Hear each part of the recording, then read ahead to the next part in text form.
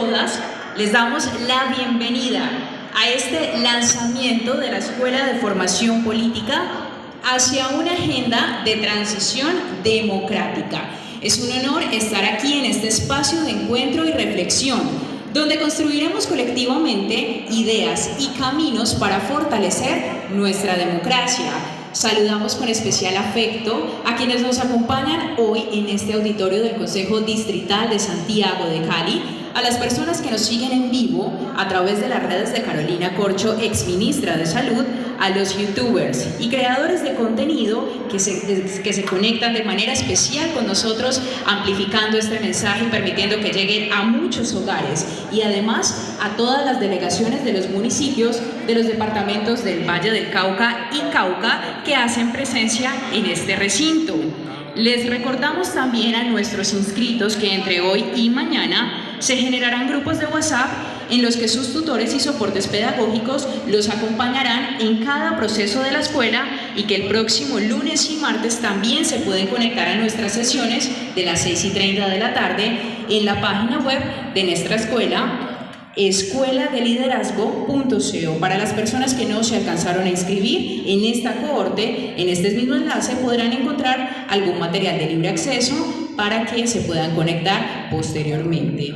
De esta manera damos inicio a este evento presentando a quien nos convoca el día de hoy, la exministra de Salud, Carolina Corcho Mejía. Carolina es médica, psiquiatra y politóloga colombiana, destacada por su activismo en la reforma del sistema de salud.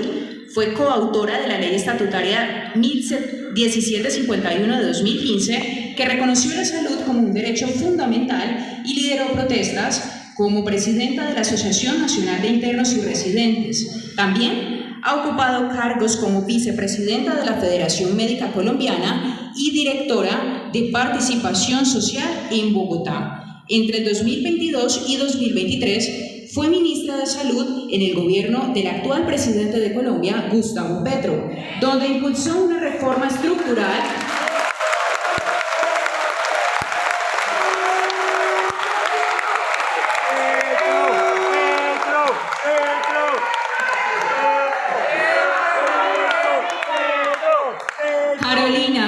exministra de Salud, impulsó una reforma estructural para garantizar un sistema de salud más equitativo y accesible para todos los colombianos. Actualmente lidera la gira Charlas Sanas para un País Enfermo, enfocada en promover las reformas del gobierno del cambio, y se perfila como posible candidata presidencial en el pacto histórico .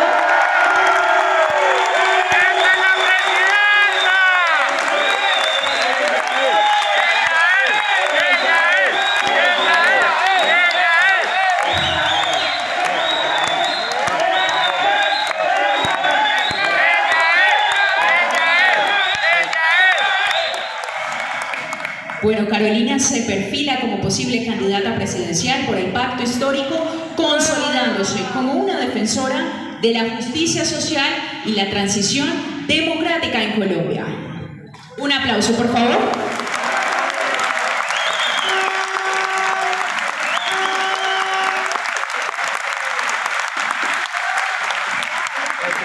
Bueno, y para iniciar nuestro espacio de diálogo democrático, le damos la bienvenida a la primera invitada especial que tenemos en este evento el día de hoy. Ella es Viviana Alvarado, representante del SUTEF.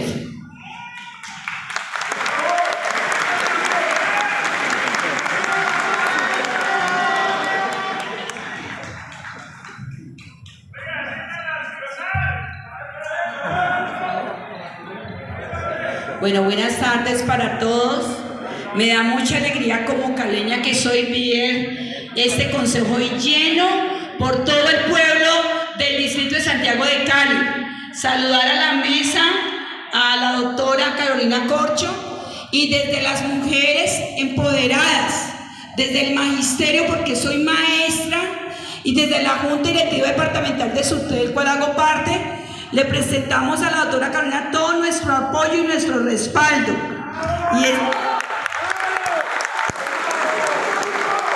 Aquí traigo una pequeña documento que lo hemos hecho todas las mujeres empoderadas del Distrito de Santiago de Cali.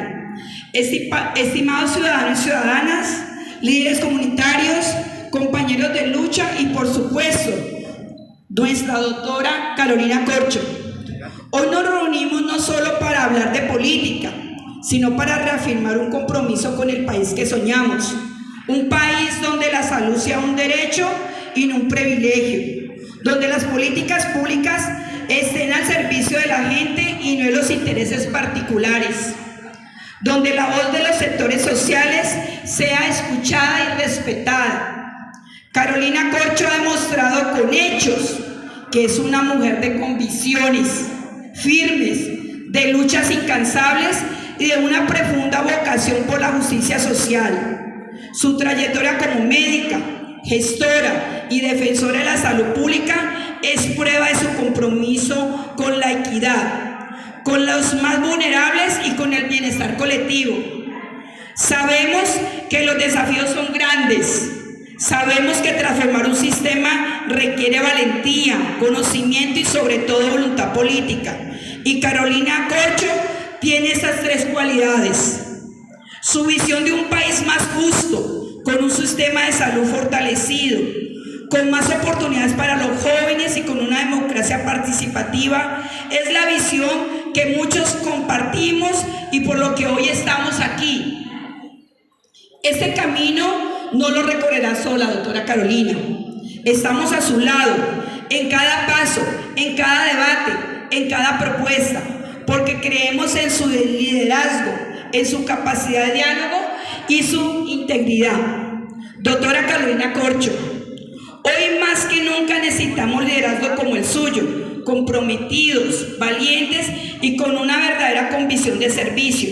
Sigamos adelante con esa esperanza, con esa determinación y con la certeza de que un mejor país es posible. Cuente con nosotros, cuente con el pueblo, cuente con el Distrito de Santiago de Cali, doctora Carolina. Muchas gracias.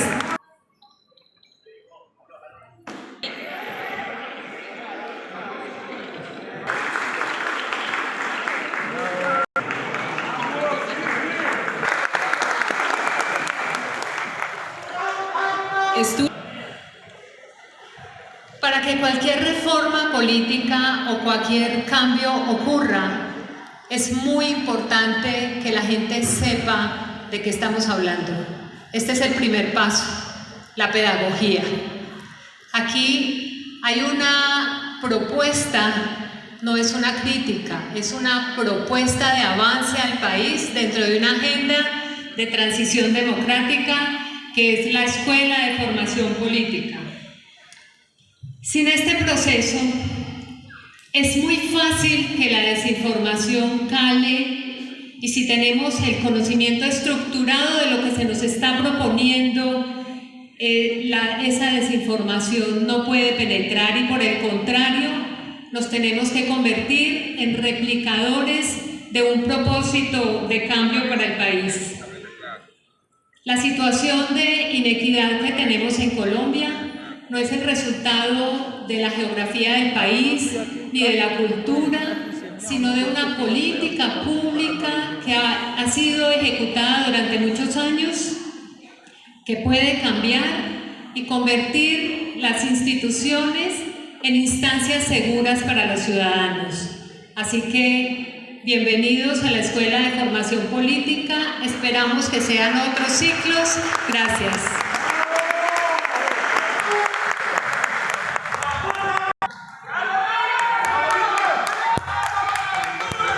Muy bien, esto está espectacular. Pongámonos de pie todos. Vamos a animar esto un momentico y vamos a decir con el puño arriba: se vive, se siente, Carolina está presente.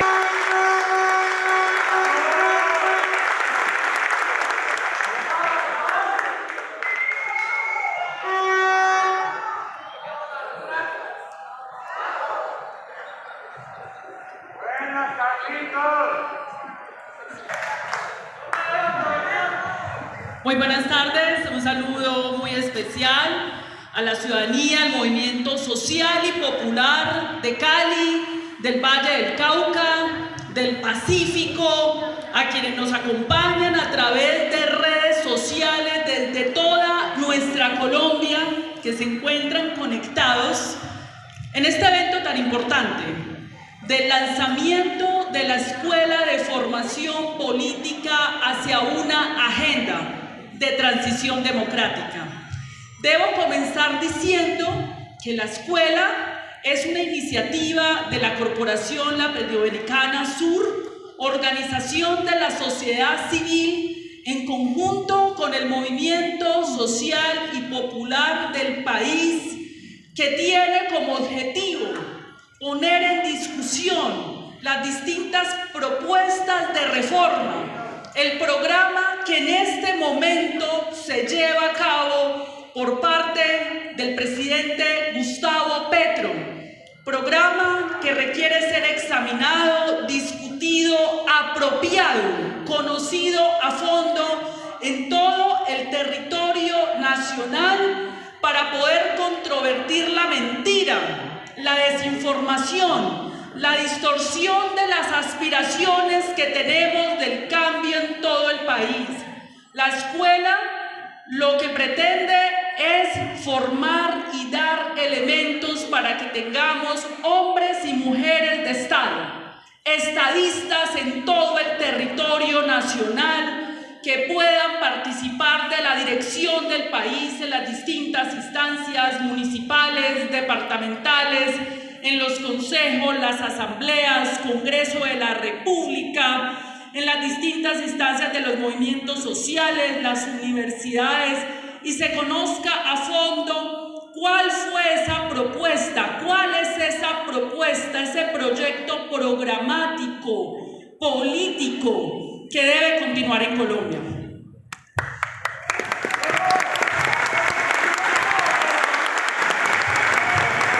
En ese sentido, debo decir que la escuela ya tiene inscritos 4.800 líderes y lideresas de todo el país.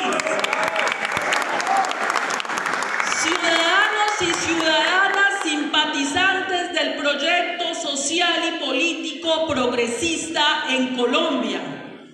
Pero además, dada la solicitud que se ha hecho por cientos de ciudadanos de participar, en el correo, en la página que vamos a dar, escuelaeliderazgo.com, se pueden conectar para poder acceder al material e inscribirse para la segunda cohorte. La escuela va a tener 13 módulos que comprenden las reformas y las discusiones que adelanta el presidente. El primer módulo, la reforma a la salud y el derecho fundamental a la salud,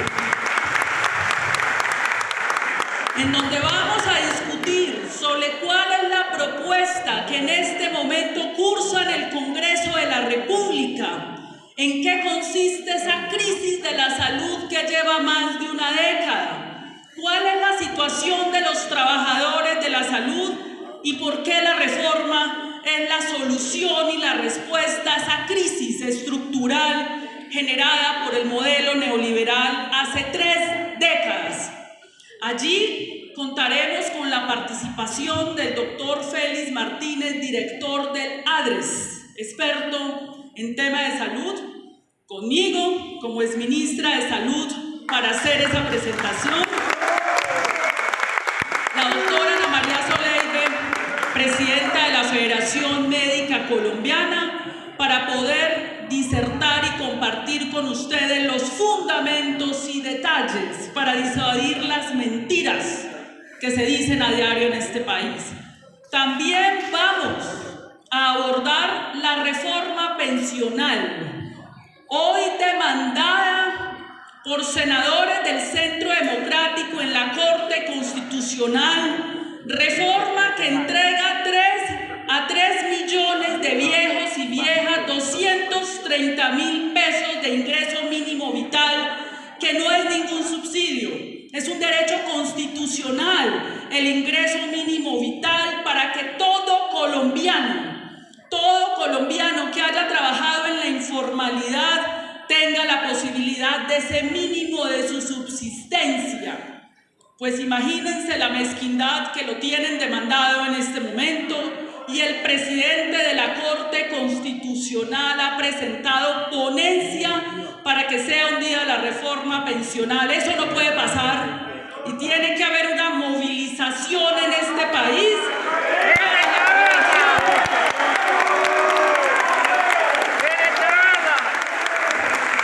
para defender el 80% de los trabajadores se benefician de la reforma pensional, y 3 millones de viejos y viejas. Vamos a discutir a fondo los fundamentos para que con argumentos desde el territorio controvirtamos a aquellos que quieren quitarle, expropiar de ese derecho fundamental a la vejez del país. El otro tema que tenemos es la reforma laboral. Aquel derecho que nos arrebató aquel gobierno funesto que no quiero mencionar para que mantengamos un buen ambiente.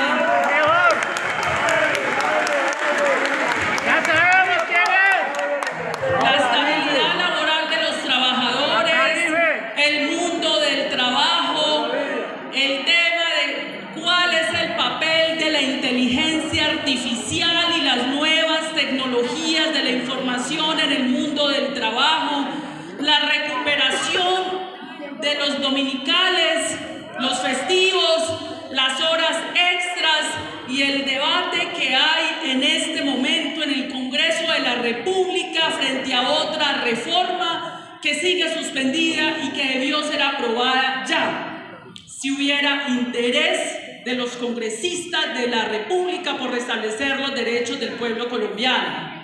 El cuarto tema es el tema de la industrialización de Colombia. Ciertamente Cali era una ciudad industrial. Colombia tuvo una industria donde exportaba inclusive alimentos que hoy importamos.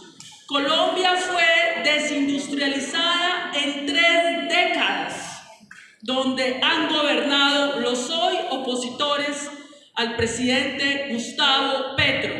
La industrialización tiene que ver con el fortalecimiento de 4 industrias identificadas por el gobierno nacional: la industria de la transición energética, la industria de la salud con la producción de vacunas y medicamentos en Colombia, la metalurgia y el ensamblaje de autos mediante las empresas de la fuerza pública, y la agroindustria. También hay otro proyecto que ya adelanta el gobierno alrededor del turismo para todos los territorios, el desarrollo del turismo. Allí nos va a acompañar el doctor Germán Umaña, exministro de Industria y Comercio del presidente Gustavo Petro, quien desarrolló el COMPES, la política de industrialización, donde participaron varios expertos a nivel nacional, internacional, representantes del pequeño y mediano empresariado de Colombia, de la economía popular, del cooperativismo. Todo esto para aclarar que no es ninguna improvisación lo que nuestro gobierno adelanta. Aquí hay fundamentos participativos, acá hay unos fundamentos de un nuevo modelo económico y político para generar igualdad en Colombia, que queremos discutir y conversar con los liderazgos sociales y populares del país, que deben ser esos hombres y mujeres que de manera colectiva continuemos el cambio en Colombia. El siguiente tema es el tema de las mujeres y los jóvenes. Las propuestas que tenemos que adelantar para millones de jóvenes que no estudian y no trabajan, el acceso a la educación superior, pero además las propuestas para las mujeres madres, las cuidadoras de personas con condición de discapacidad que tienen que enfrentar condiciones de pobreza. El debate más importante contemporáneo de la economía, además de la crisis climática, en la economía del cuidado, el sistema del cuidado. El 20% del PIB, esto es casi 3 veces la financiación de todo el sistema de salud en Colombia, lo aportamos las mujeres en el cuidado. sin remuneración alguna, porque el cuidado es un trabajo, porque formar a un ser humano para la vida, formar a un ser humano es un trabajo y tiene que tener un reconocimiento, y este es un problema de la economía política global y lo vamos a desarrollar en otro de los módulos. También vamos a discutir, hay otro capítulo allí, sobre la política fiscal y monetaria. Recientemente se ha hundido en el Congreso de la República la ley de financiamiento que buscaba recaudar alrededor de 10 billones de pesos para poder hacer inversión social en clínicas, hospitales, universidades, en el ICETES, en becas. Desafortunadamente, el Congreso de la República, en su acción obstruccionista, filibustera, evitó esta ley de financiamiento. Pero la importancia de esta ley de financiamiento es que estamos planteando una nueva propuesta tributaria en Colombia. Desde Cali se lideró un estallido social por una reforma tributaria en el cual le querían poner impuestos a los alimentos, impuestos a las clases medias y populares para sostener los privilegios y para sostener exenciones de impuestos a las grandes empresas del país. La reforma tributaria que presentó el presidente Gustavo Petro, liderada por Luis Jorge Garay y Jorge Enrique Espitia, que en paz descansen, es una propuesta progresiva que no grava a las clases populares y a la clase media. Y la ley de financiamiento inclusive generaba incentivos para las economías verdes, para la transición energética, y generaba, entre otras cosas, un impuesto a los juegos de azar virtuales, que no pagan impuestos en Colombia, y que se ha dicho que son mecanismos de lavado de activos del narcotráfico, y ponerle impuestos a eso implica un recaudo de 2 billones de pesos que necesitamos para la política social en Colombia. Las condiciones de igualdad de una nación y un Estado no se van a lograr solamente con subsidios, se logran poniendo impuestos a los que más ganan para redistribuir la riqueza, como en cualquier parte del mundo. En los países del norte escandinavos hay una carga impositiva alta, pero los ciudadanos acceden a la gratuidad de la educación, a la gratuidad de la salud, a la gratuidad del transporte público, porque hay forma de financiar las políticas sociales para generar igualdad. Vamos a discutir esos temas a fondo con un panel económico del más alto nivel, donde vamos a analizar también el irresponsable manejo fiscal del presidente Iván Duque, que dejó el país endeudado, donde los colombianos estamos pagando una alta deuda externa,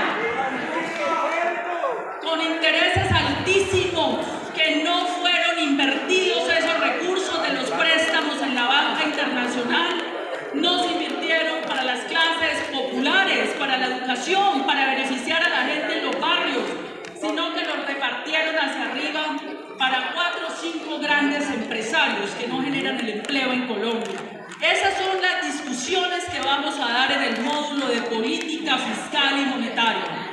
Hay otro módulo que a mí me gusta desde mi corazón, y es la reforma agraria integral y la soberanía alimentaria.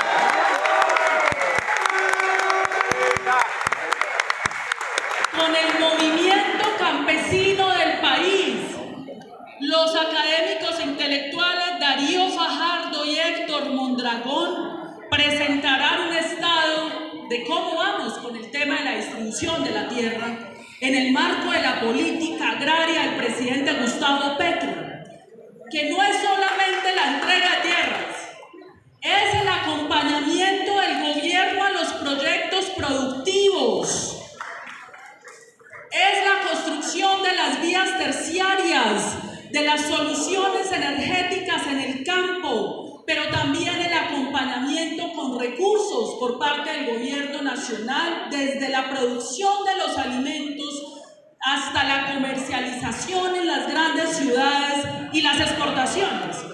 Y en las exportaciones se hace necesario, y ahí viene nuestro próximo módulo, diversificar los socios comerciales de Colombia.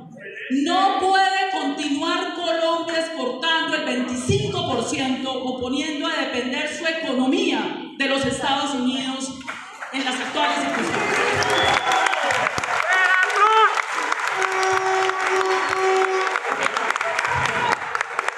La dignidad de los connacionales, la política injerencista del presidente Donald Trump sobre los pueblos de América Latina no puede ser aceptada por nuestro Estado ni por nuestra nación. Por eso, en el módulo de migración y política internacional, vamos a hacer un análisis de las nuevas condiciones geopolíticas del mundo, el ascenso de los países asiáticos, los BRICS, como un nuevo bloque económico,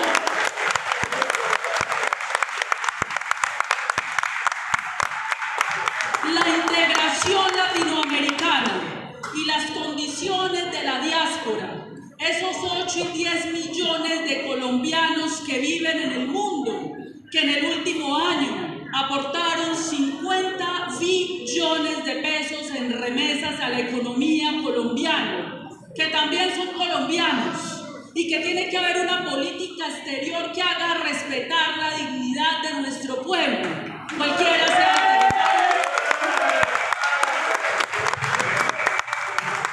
El replanteamiento de las relaciones de América Latina con Estados Unidos y la propuesta para abrir el comercio, a nuestro juicio, hacia otros socios comerciales.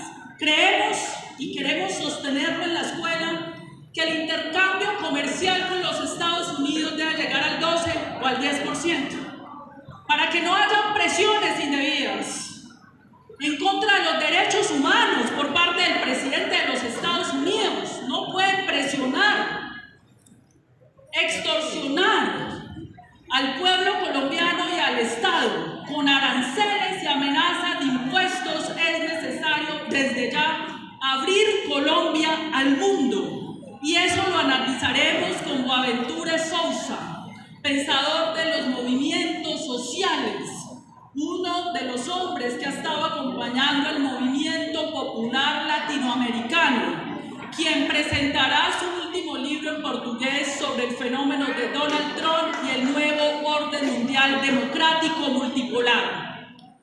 Otro tema que es muy importante que vamos a desarrollar es el tema de la descentralización, el poder del territorio para manejar recursos que hoy están centralizados en el país. Recientemente el Congreso de la República aprobó un acto de reforma constitucional para que parte importante, casi el 40% de los ingresos de la nación, vaya al territorio para ser manejados por alcaldes y gobernadores. Por supuesto que ustedes se preocupan, pero ¿cómo así? Va a haber una corrupción impresionante al entregar esos recursos. Pero eso necesita una reglamentación de cómo va a ser el control social en los territorios y el control político a gobernadores y alcaldes para que respondan por esas platas. Y además, cómo vamos a construir una ciudadanía libre que gane las alcaldías y las gobernaciones y derrote los clanes políticos. Eso pasa porque se reforman las personerías y las contralorías regionales, que son una puerta giratoria de la impunidad, porque los propios clanes políticos manejan esas personerías y contralorías para que no los investiguen y no les investiguen las desviaciones del erario público. Esta es la reforma al Estado más importante que aprobó el gobierno del presidente Gustavo Petro.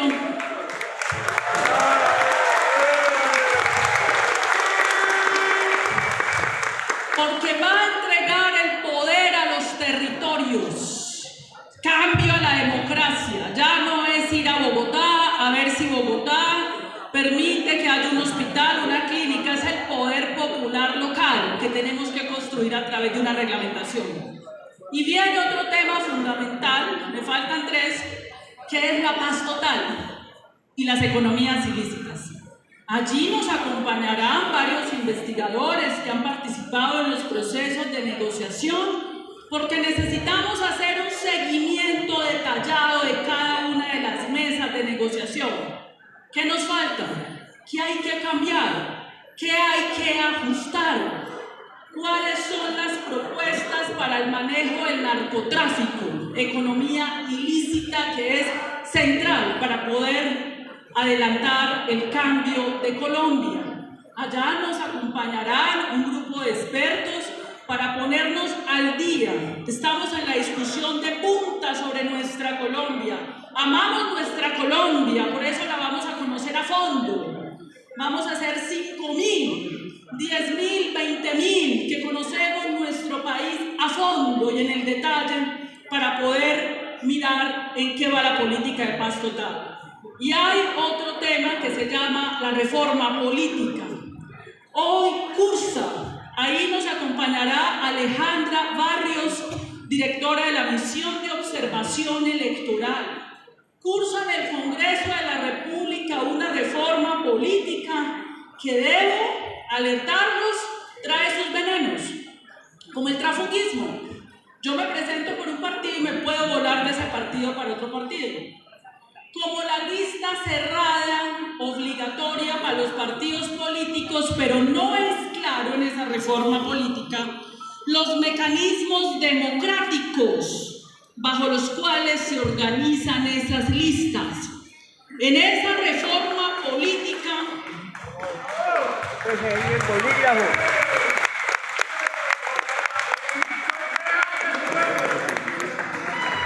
vamos a discutir en esa reforma política qué es un partido político, qué debe ser un partido político democrático, porque en este momento nos encontramos en la discusión de la conformación del Partido Unitario Pacto Histórico.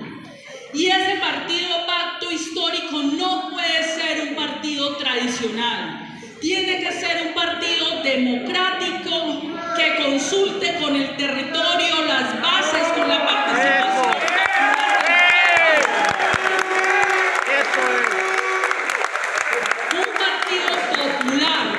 Un partido popular. No puede ser el Pacto Histórico un partido como el Partido Liberal, que es un partido parlamentarista, donde básicamente está la representación parlamentaria y no está allí el pueblo. Eso lo vamos a discutir en ese módulo de reforma política, porque también vamos a tener los elementos para discutir cómo es que debe ser ese partido para que sea democrático. Y ese partido tiene que converger a un frente amplio con otras fuerzas políticas y sociales del centro, liberales, independientes, que construya una mayoría democrática que permita que la transformación siga y la agenda de transición democrática de mediano y largo plazo avance. Hay propuestas de la financiación pública de todas las campañas. Eso cambia este país. No puede ser que los que accedan a la plata, los plutócratas, porque si no es una plutocracia, o a las grandes contrataciones sean los únicos que puedan ser candidatos, y dependa de la plata que se tenga. Debe haber una financiación pública que permita al campesino competir en condiciones de igualdad con la oligarquía y las élites económicas de este país.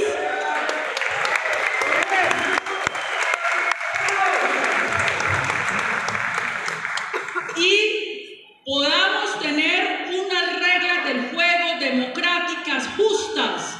Los de abajo pedimos democracia, generalmente somos los de abajo los que pedimos democracia porque a las élites no les conviene. Y viene el último punto, y aprovecho antes de entrar al último módulo para saludar a las decenas de ciudadanos, líderes y lideresas que nos acompañan por pantalla allá afuera. Ahorita vamos a ir a saludarlos. Muchas gracias. por venir a este espacio. Un aplauso para quienes están allá afuera, en la plazoleta, en la pantalla. Y un aplauso para quienes están conectados de todo el territorio, de todo nuestro país, urbano, rural, de los barrios, de toda nuestra Colombia. Y el último tema, que es hermoso, es la educación. Y vamos a discutir la política pública educativa, pero también el movimiento pedagógico. ¿Cuál es el conjunto de reformas de currículos que se tienen que hacer en Colombia para formar un hombre y una mujer demócrata con respeto a la diversidad, con respeto a la justicia social? Algo tiene que estar pasando en nuestro sistema político para que haya corrupción. Algo tiene que pasar en nuestro sistema educativo para que haya valores culturales del individualismo y no de la solidaridad. La educación es el motor de la transformación cultural y la lucha es una lucha política pero también cultural. Si no damos una batalla cultural para cambiar nuestro país, y eso implica la reforma al sector educativo, será muy difícil. Y ahí es donde viene otra cosa interesante de la escuela. La escuela tendrá como modelo pedagógico dos pensadores. Uno brasilero llamado Paulo Freire, conocido por el movimiento popular, quien ha enseñado un tipo de pedagogía y de pensamiento sobre la educación. La educación no puede ser, decía Paulo Freire, un mecanismo para reproducir la opresión. La educación es un mecanismo de liberación. Es un mecanismo para que una persona logre conocimiento, reflexión, pensamiento crítico. Y allí viene otro pensador, antioqueño y vallecaucano, Estanislao Zuleta. La educación, un campo de combate. La educación no puede ser la reproducción de un sistema indolente e injusto. La educación tiene que impugnar desde el saber, desde el pensamiento, desde la libertad de pensar ese sistema injusto e indolente. Bajo Paulo Freire y Estanislao Zuleta, la escuela tendrá tres momentos. No es solo la presentación de unos expertos de una política pública. Aquí hay otros expertos. Y es el liderazgo social, popular, los hacedores de política pública que tienen un conocimiento práctico, una experticia, un saber intelectual. Ellos van a participar, ellos y ellas, en el segundo momento de la escuela, que es el panel. Se hace una presentación del experto y en el segundo momento hay un panel donde el movimiento social popular, exalcaldes, congresistas, el conocimiento práctico, porque el saber académico está allá, muy alejado de la vida de la gente, tiene que estar en la vida de la gente. Van a disertar sobre cada módulo desde la perspectiva de su territorio. Y ese es el segundo momento, porque estamos apelando a Zuleta y a Freire. Y el tercer momento es el trabajo de grupos. Y agradezco a los más de 80 tutores y tutoras que en este momento terminan ya su proceso de formación para acompañar los grupos virtuales que se van a reunir a discutir cada tema, de donde saldrá una relatoría que se presentará al país como una discusión ciudadana, popular, experta, con todo tipo de saberes y conocimientos, de dónde debe continuar transitando nuestra Colombia. Otro tema que se me pasaba era el Plan Nacional de Desarrollo. Análisis del Plan Nacional de Desarrollo, qué hemos alcanzado y qué nos falta. Esa es la escuela con una metodología participativa conectada con el territorio. Decía una amiga mía, Margarita Rosa de Francisco, estudiante de la escuela, caleña ella, nos vamos a volver colombianólogos y colombianólogas. Después de estar en la escuela,